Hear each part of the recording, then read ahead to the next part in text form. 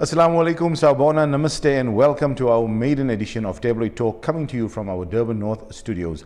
I am your host, Mohammed Ismail, inside your smartphone, tablet, or laptop. Tabloid Talk is a show discussing issues at the very heart of communities. Follow us on Facebook and like our YouTube channel. Click on the bell to subscribe for updates. And the good news is, when you do subscribe, and if you do follow us on Facebook, we have a beautiful prize to give away.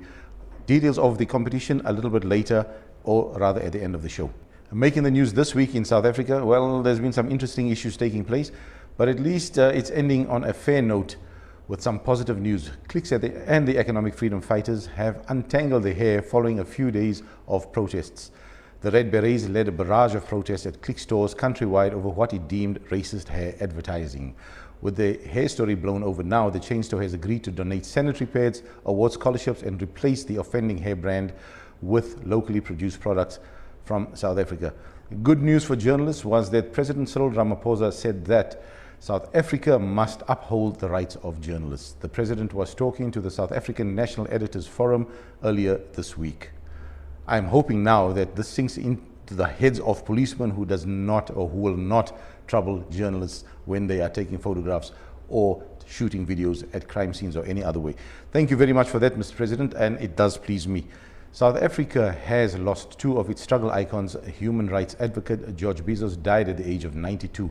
Bizos spent much of his career fighting draconian South African apartheid laws and defending political prisoners, including Nelson Mandela. South African activist, writer, and poet Ahmad Dango also passed away. Born into a Muslim family in Johannesburg, Dango described himself as African with Asian and Dutch blood. "I don't know what I am and I don't care," he once said. Dango was once the chief executive of the Nelson Mandela Foundation. While the government is reportedly in talks to ease South Africa into a risk-adjusted COVID-19 level 1 lockdown, for many of us who think that the novel coronavirus has gone, we need to think again. The virus is still pretty much with us, while almost everything seems to have returned to normal. South Africa might have reached its peak with a slowdown in the infection rate, but that does not mean that we are free of the COVID-19.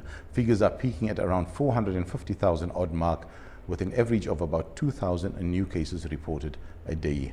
Continue wearing your masks, adhere to social distancing, and avoid crowded places. Let us all be part of the solution together for once and for all. And probably the most laughable news of the week is that the United States President Donald Trump has been nominated for the 2021 Nobel Peace Prize. Can you believe it? Is South Africa at war with itself? Are we a country sinking into the depths of its own abyss? A country saddled with corruption, gender-based violence, and escalating levels of crime. Children, in fact babies, are raped, women are maimed or killed, with at least one woman recently shot dead outside a police station when she went there to report domestic abuse. All this kept with home invasions and hijackings along with murders. South Africa is in a mess. When is enough enough? When we have crossed the bridge of no return, have we crossed the bridge of no return? Who is listening? The silence is deafening. Right after the ad break, I'm going to be talking to my guest today, Mr. Imtiaz Syed. He sits on the KZN SAPS provincial board and is the chairperson of the eThekwini Central Cluster Community Police Forum. He is also the founder of the eThekwini Secure and the Active Citizens Coalition. We're going to be talking about several issues affecting the community, social cohesion, activism, and a whole lot of other things. So stay tuned. We'll be right back.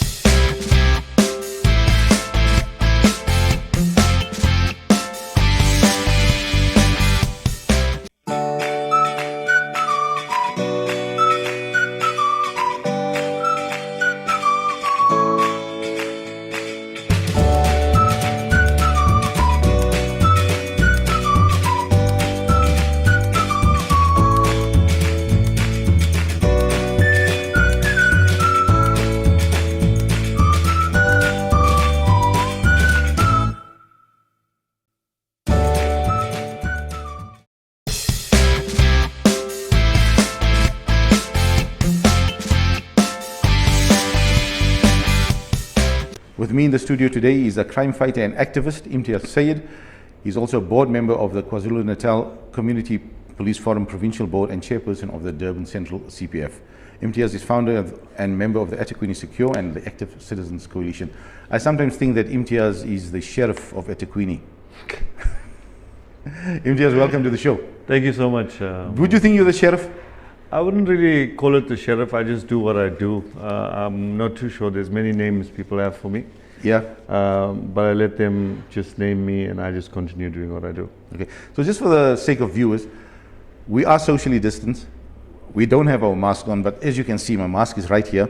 Imtiaz's mask is also there. So please, no complaints about social distancing. We are really taking our own advice about the coronavirus and staying safe as much as we can. Imtiaz, when is enough enough? And is this country sinking into its own abyss? You know, if we're talking about sinking, it's relative to talking about a ship, right? And does a ship sink in just one go and gone? No, it doesn't. It's a gradual pinhole that starts at some hull, and eventually it gets to the entire ship and it starts rusting through, and it might take years or it might take days. We're not too sure. But the trajectory of it is something that needs to be looked at, and we need to understand where the leak is, right? So the direction we're going isn't, for example, a war-torn country that just started war yesterday and it's just all gone in a day. That's a ship really sinking and it's gone. Do we have holes? That's the question we need to ask ourselves. Well, I think there's a lot of holes in terms of government. Is the government listening? What's happening with the rands and cents in terms of the separation? And why are we always wanting to put out fires as opposed to having solutions ahead of things happening? You know, my dad, an old school man, and has given me a lot in terms of business and a whole lot of acumen. And he always said, you know, take care of the cents and let the rands, and the rands will take care of themselves. The question we have, and as we got into activism, I find that as much as community leaders and activists and community in general, just the normal layman on the street might be taking care of the cents in terms of service delivery and in terms of what they require from government, we now put ourselves into a situation where we have parties that we have entrusted to take care of our rands. So the question we need to ask ourselves, as community activists, yes, we have to take care of our cents, but are in fact the parties that we put into power taking care of our rands for us or not? So that's where we're coming from, and I think you know, you brought up the issue of rands and cents, and to put it all together, I'm saying yes, we must take care of the cents, but now we actually have to start looking at as to whether we're really getting value for money in terms of rands as to who we put into power politically, right? Now, when we go into the discussion of how do political parties position people within their parties, if you go back to apartheid or pre-1994 and the likes of Nelson Mandela and obviously George Bezos who's just passed on, those, were they politicians or were they activists? That's the questions we need to ask ourselves. And could we say that they continued through activism and politics was a platform by which they used to push their agenda of activism, or did they turn politicians? So there's a vast difference between the two. There's a vast difference between a politician and an activist, right? If you're an activist, a political platform is something that you use to push your activism agenda, not the other way about. So when we're looking at the current political climate of South Africa, is it the case or is it not the case? Is it based on people that have good meaning or good intent for their community, or is it a group of people that say, you know what, let us become the branch chairperson or whatever of this particular party here, and we will push an agenda and we'll get the votes in, and that is asking the people in the community to give you all their cents so that you can take care of the rands. Are we doing that correctly? Isn't it harmful? Absolutely, absolutely. So I'm saying activists should be pushed in the forefront and given political will to bring change because we trust them as community leaders. As community activists and community leaders, we need to empower our communities out there, the normal layman on the street, to make them understand what politics means and how change comes through politics and why it's important for them to be a part of activism. And activism comes in every single step. If you care for animals, you need to be an activist in that part. If you care about driving over potholes every day, you need to form a Ratepayers Association or you need to join it. You need to be a part of everything. And I always call ourselves, I mean, I'm not going to give my age right now, but I'm saying I'm middle-aged at the moment. And with that being said, I call the people that are my age a lost generation. Because when we're looking at the struggle, the people in the struggle currently, all of them, I mean, George Bezos has just passed on, and they're in their 90s. That was the last stages of activism. The legacy of activism stopped with those people who are currently in their 90s at the moment. So the generation that's currently coming in are not really activists, but they're politicians. So where are the activists? There was no succession plan. So with that being said, we want to now revive activism and the true meaning of activism, of standing up for what you believe in. And sometimes what you believe in might come at the behest of someone else. But then there needs to be an understanding that if you do this or if you want this, then it comes at the rights of someone else. And that's where social development, empowerment and cohesion comes in. Social cohesion works really well in communities. Now, we've seen social cohesion in the COVID-19 crisis, lockdown, when lockdown level 1 hit really hard, lockdown level 5 hit really hard. Yes. People were lost. They had nowhere to go. They had no recourse. And then we had the misappropriation of funds. But there have been organizations like eThekwini Outreach and eThekwini Secure and those who had come to the forefront, who raised a lot of money, who got to community-based organizations together and then went forward in providing this relief. How successful is social cohesion in dealing with community matters? I think, from my side as one of the leaders of these organizations, I would clearly say, and I'd ask this question again. I've just been through the part about activism, politics and all of that. The question firstly to ask is, if the politicians we put into positions of power were in fact activists, where were they during COVID-19? Where were those councillors if they were activists and they cared for the communities? That's number one. Some of them, yes, and I don't want to paint everyone with the same brush, right? But if we're looking at cohesion, in the true sense of cohesion, we couldn't really use the COVID-19 issue. Because that was people that felt a need to give, because it was a time to give, right? And when we're looking at outreach programs and all of that, it's based on your upbringing and your humanitarian perspective. With all due respect, we've been into areas where people questioned, why are you giving me something that's worth 10 Rand when in fact there's a better quality one out there? So it came down to that situation where it was becoming sort of an entitlement. And that became a bit of a challenge for us in terms of, are we doing the right thing here? Do we need to do a check and a measure into exactly what are we doing? Because if we go out and you're expecting someone to accept whatever you're giving them because they're hungry, then they would, right? But if you go out and you go with a particular dish or a meal, and you just say it's beans and pap, and someone says they don't want it, then in fact, are you really taking care of the hunger? So what we did was, we opened up 2 campaigns. One was a hamper campaign, and the other one was hunger. I was quite clear with the team to say that, you know what, our main focus and intention should not be to alleviate poverty in its entirety. That's not something we can do as civil society, and it's not even our mandate. It's the departments and government that needs to actually deal with those things and have robust discussions about it. But can we provide for families for up to a week? Yes, we can. So we identified, we vetted, we checked. And we had teams on the ground in all different areas, into Inanda, into Phoenix, into Chatsworth, into all different areas, looking at it and vetting and saying this family does need a hamper, right? But more importantly, it was a campaign that we've been running for a while. It's called the Hunger Campaign, and we do this regularly in the informal settlements, where we find on Sundays, there's a whole lot of children that are basically running the main street, right?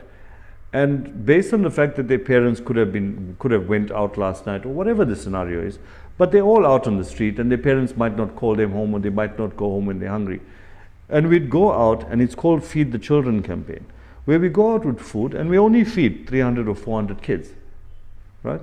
So what we decided to do was to do that exact same thing and go to areas with meals that will fill someone. Not something that would substantially make it such that, you know, you go into an area and you're doing feeding on a Sunday, and wife says, no, don't cook today because eThekwini outreach is coming with biryani or whatever. It must be such a meal that someone that's really hungry would actually come out and want this meal, but someone that has means at home would actually stay at home and cook their own food, because the food we might give you would just take care of hunger, but wouldn't really suit your palate that you might cook at home. Absolutely. So we were very critical in how what we sent out there. But it didn't really speak to cohesion. It spoke to charity. Cohesion is a totally different conversation. It's about understanding the issues of lobola. It's about understanding the issues and the implications of lobola. For example, why is it that, how is it a hindrance? Yes, I understand it's cultural, but do we as a different race understand it? Do we as a different culture understand it? No, we don't. So we must have robust discussions about that. When it comes down to our functions and Eid and Diwali and all of these things, let's have those discussions. I mean, right now we're talking about the issue of cliques, and cliques with the hair issue, right? Currently, I mean, we can't shy away from the story of, do people use weaves? Yes, they do. Why do they use it?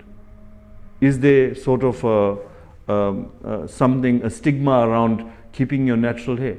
If there is, then we need to get an understanding of what it is, and we need to dissipate that stigma that surrounds it, so that people can go back to their naturality. You know, I've always said, I mean, you know, everyone in society, they're looking for everybody.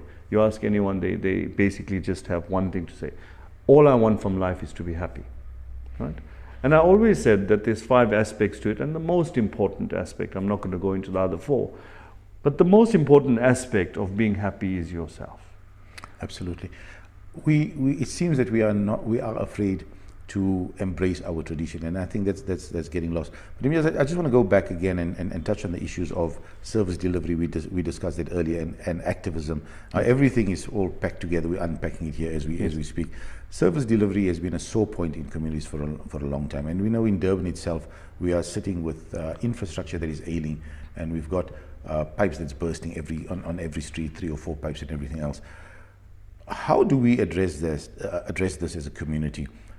Do you think that the revival of Ratepayers Associations will address these problems hard and critically? I think Ratepayers Associations is a must. It has to happen. Every area must have a Ratepayers Association. But I think the guidelines around what a Ratepayers Association is supposed to be doing, in conjunction with the councillors, right? And in conjunction with government. But the councillors are few and far between. Absolutely. You know, some councillors don't attend meetings, and they're just there basically for that position and that salary, and that's a given. But I'm saying, hence you have to have Ratepayers Associations to start pushing agendas that we need. But also those agendas need to be guided. A clear understanding of what the do's and the don'ts are, which departments deal with what, and all of that needs to be there. But just to go into the nitty-gritty and the details of where we come from when it comes down to where we are as society and service delivery in its entirety, right? As a business person, I'll tell you right now that every business has an emergency response plan, where if there's a fire, what do we do? If there's something that happens, there's things that we need to deal with daily. For example, we make a plan, we sort things out, and we do that, right? However, as directors of businesses and as managers and supervisors and all of that, when we sit in strategic planning sessions and meetings, we look at how does this business grow? How does it become better? You know, how do we change things? Do we need to do renovations? Do we need to paint? So those are projected long-term goals and plans of growth, right? Currently, our country does not operate on that. It only operates on the ERP. If there's a pipe leaking, let's go fix it.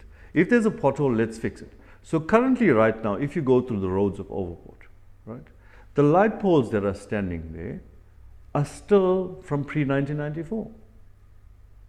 So the renew is not there. It's repair at the moment.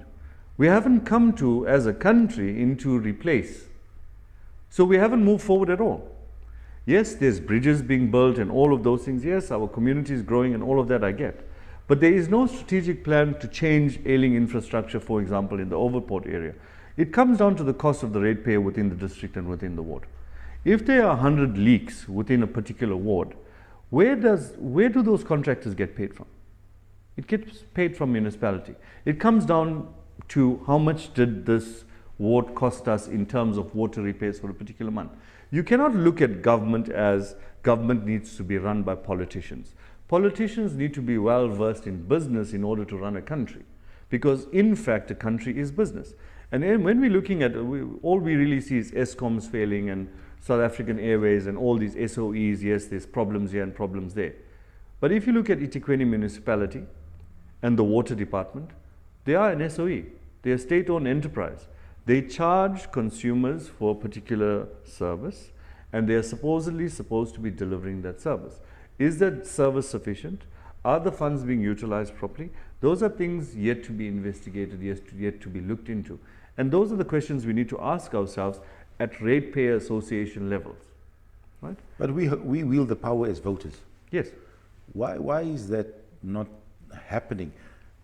Dying activism is evident. Complacency is evident. Absolutely. Accountability is non-existent, almost. Yes. So as ratepayers, we hold the trump card.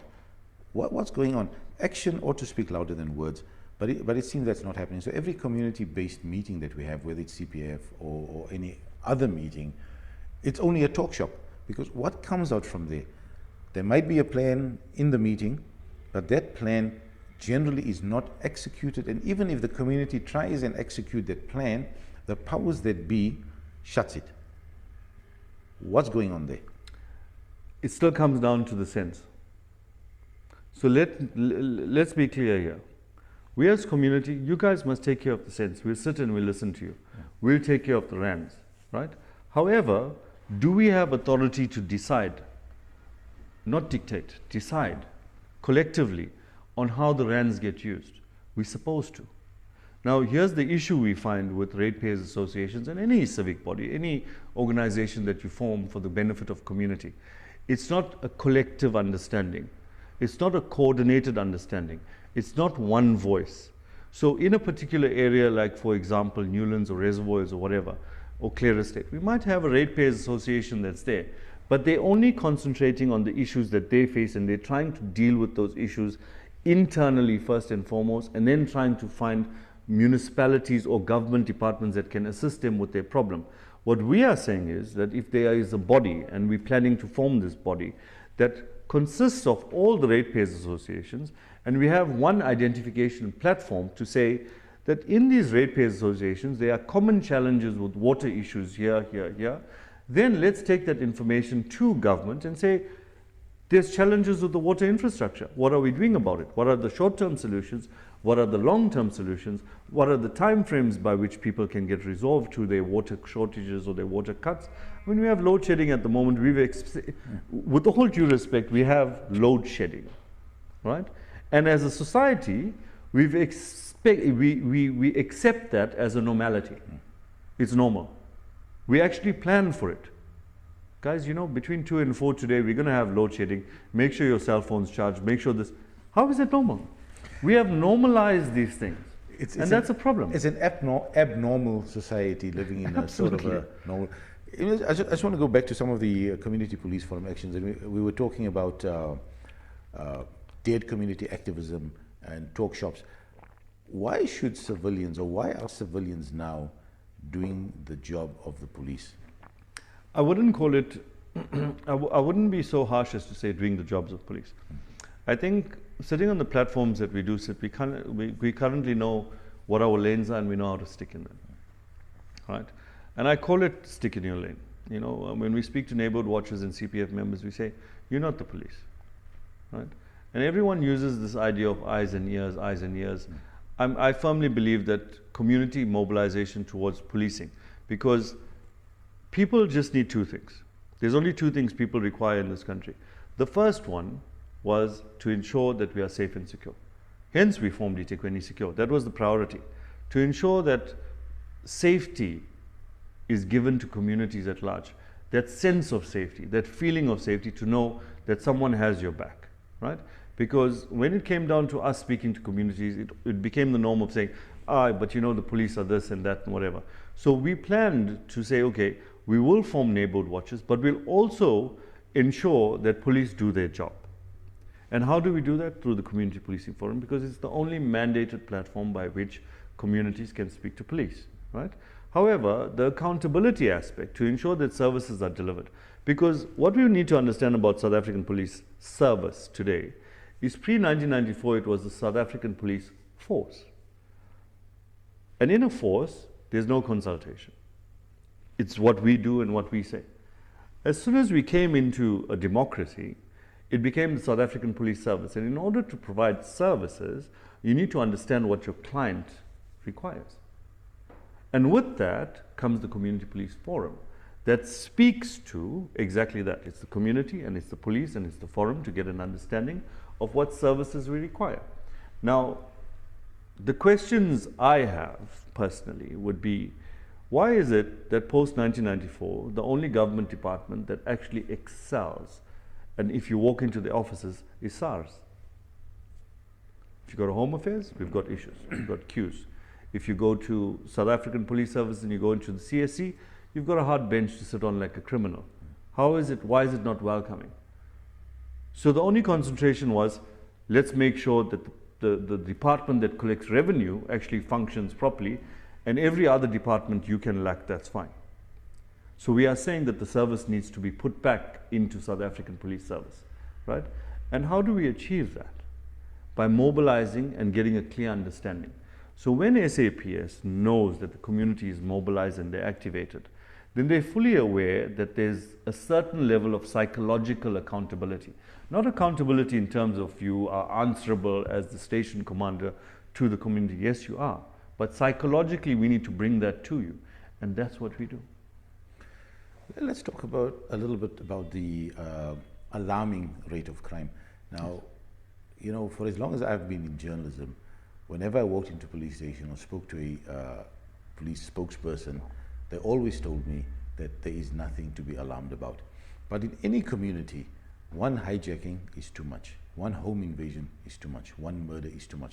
That should be alarming in itself. How alarming right now, as we sit here, coming through the whole lockdown process, when we hit lockdown level 3, we saw an explosion of criminal activity, yes, and it's happening more and more and more every day. How should the community deal with this, and how serious is this at the moment? I think, you know, it was about 2 years ago, and I mentioned this at provincial level, where I said it's very important for us to criminalize the criminal. We don't do that enough. When criminals are caught by SAPS, there's no publicity around it. We don't speak to it. So if you go into Amalokshin, and if you go into the location, right, you would see people portraying themselves in a particular way. And there's a certain level of attraction, even when it comes down to females. You know, they're kind of attracted to the naughty boy, you know? And that sort of impression gets implanted in our youth. And when our youth starts swaying towards that direction, it actually sets the tone of their lifestyle. And once they get involved for the first time, it becomes easy. So why should I get a normal 8-to-5 job when myself and my crew can go out for 2 hours and make our whole week's salary? It becomes easy, right?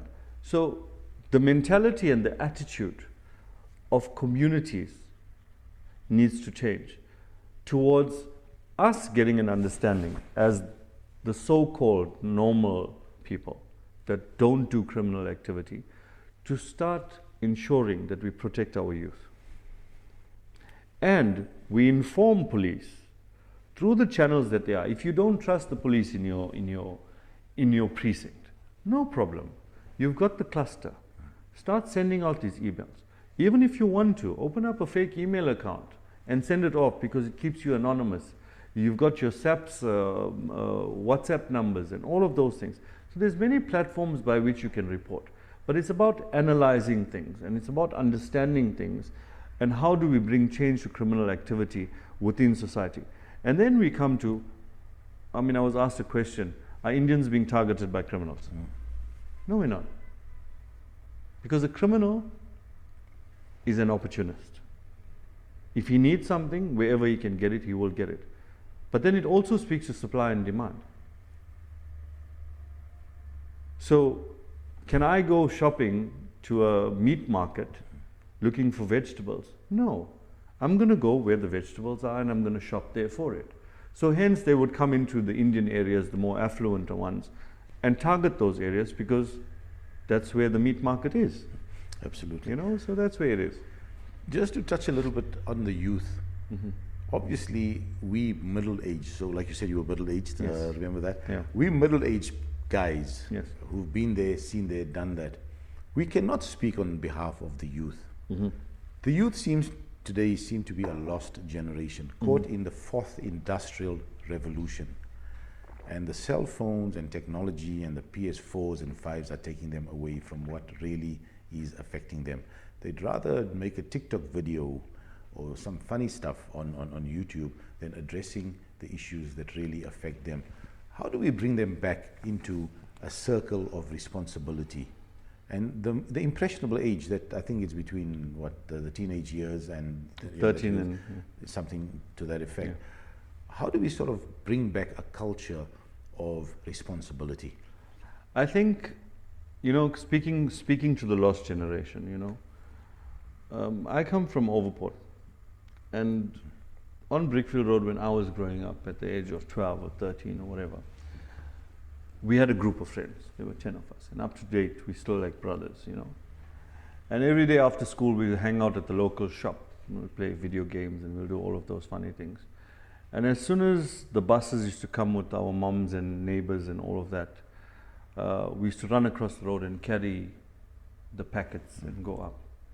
Because every woman in that street was all of our moms. The responsibility of parenting was not to individuals, but it was to an entire community.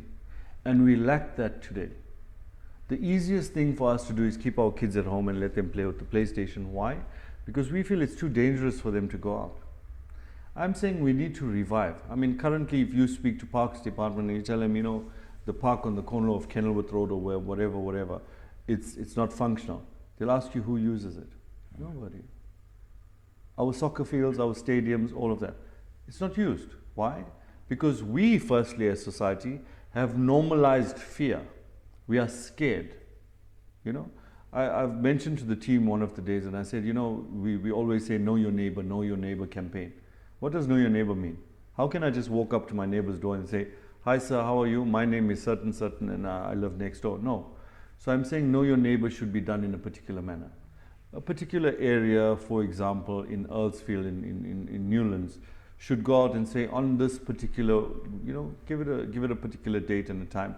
Between 7 and 9 o'clock, we're going to have just a hot dog braai outside. Everyone should do their own on their verge.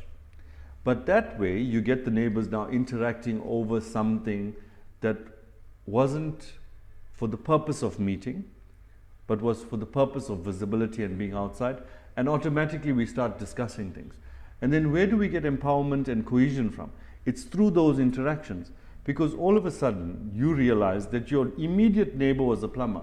And last week you had a tap leaking. But you didn't know that.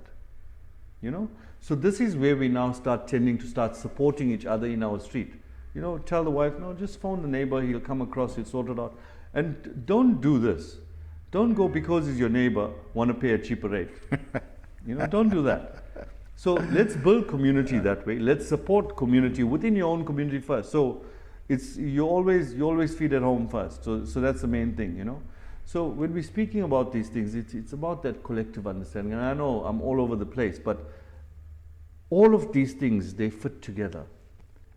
And when we speak about ratepayers associations, community policing forums, neighborhood watches, everyone believes, no, I'm part of the neighborhood watch, I've got nothing to do with ratepayers associations. I always say it's caps. If you're speaking to something, you wear that cap, and you wear that cap, and you wear that cap. And you deal with the issues as a collective.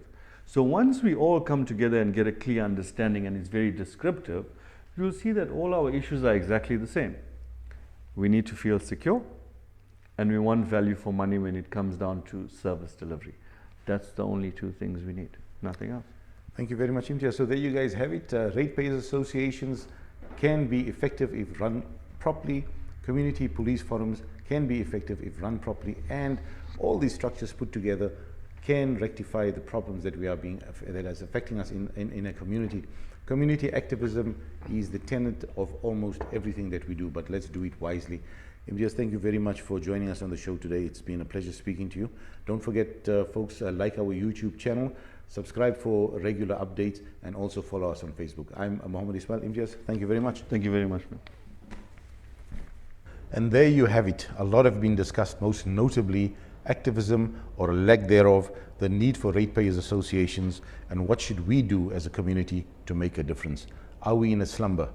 Do we need to be reactivated? Do we need the reset button to be pressed? I say yes, we need that. Time for some sunshine, vitamin C, or maybe a round of golf. Now I need to tell you this. In fact, I think I'm good at golf. I'm a scratch golfer. I usually hit that ball off the tee box and I scratch my head wondering where that golf ball had gone to. Join me for a game of golf sometime soon. We hope that you found today's show informative. If you know of anybody in the community that you would like us to bring into the studio and interview them about achievements that they have made during lockdown or before that or through their lives, people whose stories are not being told, we need to hear from you. So drop us an email. You'll see the email address at the end of the show. And also, please do not forget about our competition. All the details will be up on the screen after the show when we're rolling the credits. Thank you very much for joining us. I am Mohammed Ismail, your host for Tabloid Talk. Don't forget, like us on Facebook and the YouTube channel. See you again soon.